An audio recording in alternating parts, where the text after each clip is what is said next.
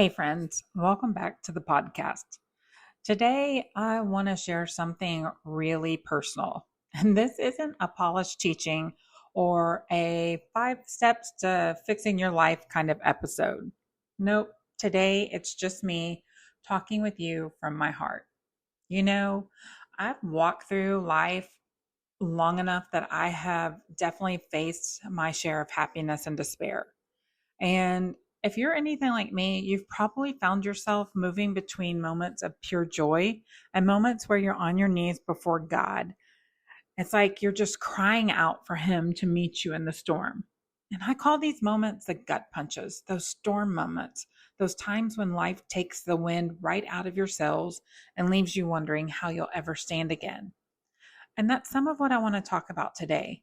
But really, this message is what it's like to live on the other side of answered prayers. Like I mentioned in the opening, when you walk through life long enough, you face your share of happiness and despair. And like me, you may have spent many of your years transitioning from the euphoria of joy that radiates through you like the sunbeams shining across the sea to possibly a blob of a mess crying out to God on bended knees with mascara streaming down your face and nothing but the sounds of your moans pleading like a soldier waving a white flag of surrender. The gut punch.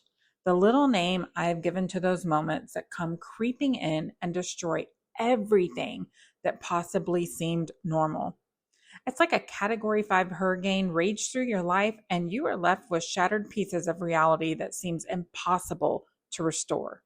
Anyone living on planet Earth has for sure experienced a gut punch at one point in their life. Physical?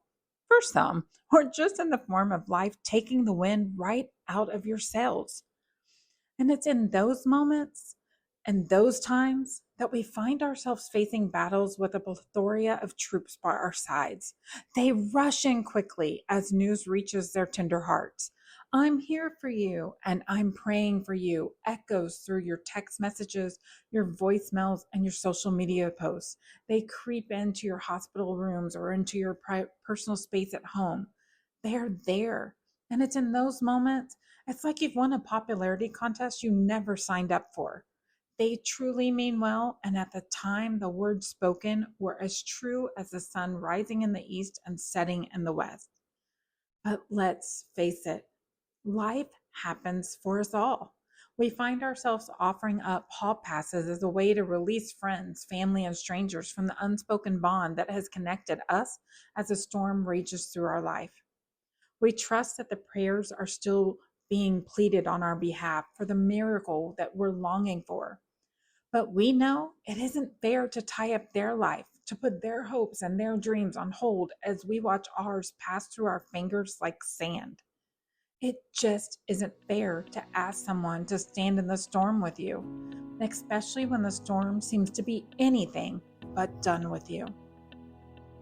So, what happens on the other side of prayers? For some, the answers to those precious prayers come and the storm rages on to another that will be caught up in its grips. For others, the answers seem to have been lost in the raging winds. And for a few, it appears the answers have come, but with an array of factors no one could have foreseen. I've lived life somewhere in the midst of all three sides of prayers. Through the grief of accepting that the answers never came and the cost of the silence from heaven seems to want to crush my faith. I've felt the many cycles of grief as I cling to the hem of Jesus's garment with a death grip. I've been blessed to have some of my prayers answered exactly the way I had imagined. Oh, what a sweet, sweet blessing that is. Truly, one of life's greatest treasures has to be the opportunity to witness God's power and faithfulness align with our simple pleas. But most of my life experience has been lived in the shadows of life on the other side of answered prayers. And what I mean by that is to many, it appears that God has answered with faithfulness and life seems to move along for all. But me and my family. And maybe that's you too. Maybe you found yourself living on the other side of answered prayers. You don't want to be bitter. You know how truly blessed you are. But for some reason, there is a longing within you that just leaves you hoping and longing for more. Life in the limbo. This is the simplest way to express what this feels like. That uncertain, transitional state where you find yourself living between two phases of life. The troops rallied, they called out to God, you went to war with the devil, and the power of God moved within your life with heavenly force and power. But what now? One of my most recent experiences of life in limbo was in 2019 when our son Dylan faced the grips of death. Our troops rallied and called down every blessing from heaven we could. And after 40 days of raging war, our sweet guy came home. Friends, our prayers had been answered. Praise God. But if I am being honest, I had so many questions as I watched my families face the uncertainty of this life on the other side of those precious answered prayers. Life was in no way normal. It was more complex than ever, and it still is. But our Dylan was and is alive. Then, in 2024, I received a phone call from my parents in the late night. My sweet sister was in the hospital and was raging a war with an aggressive cancer, all while being pregnant with her precious son, Hudson, and as her sweet daughter, Raylan, and her husband, Joshua, looked on. Again, troops rallied. Again, prayers were answered. And when we thought her time with us was coming to an end, God stepped in and said, I'm not finished with her. Now, here we are, almost a year later, and this precious girl has walked through hell and back as she has continued to wage war on this vicious disease. Sister, she faces battles most of us don't even know about.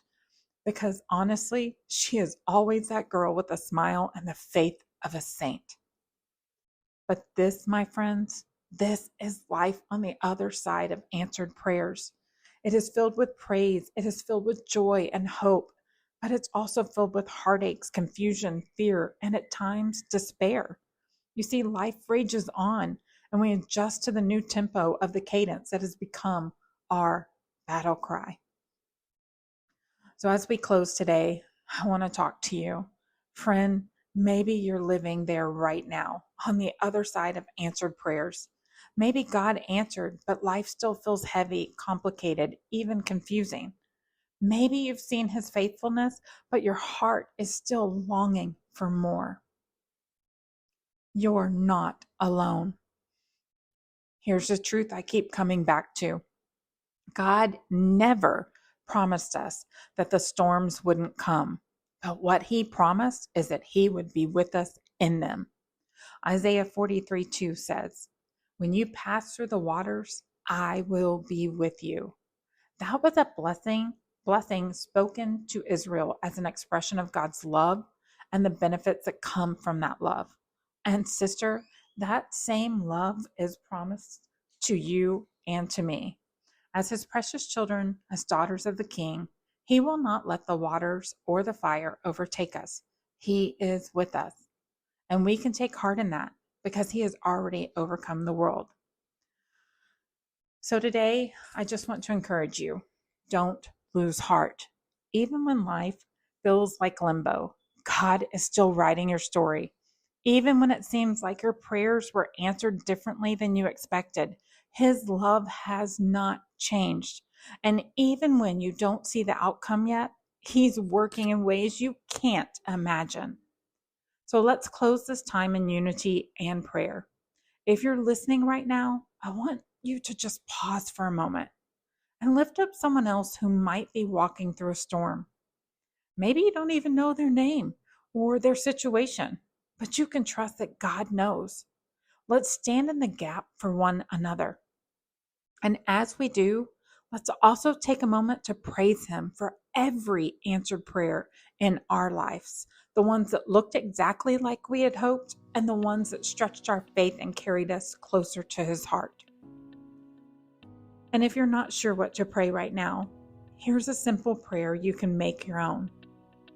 Lord, meet me here. Give me strength for today and hope for tomorrow. Help me trust you even in the waiting, and help me to keep my eyes on you. Amen. Thank you for spending this time with me today. I pray that as you walk through your own journey, you'll find peace, encouragement, and renewed hope in the presence of our faithful God. If you need prayer, I encourage you to email us at admin@stacytassinministries.org so that we can pray alongside of you.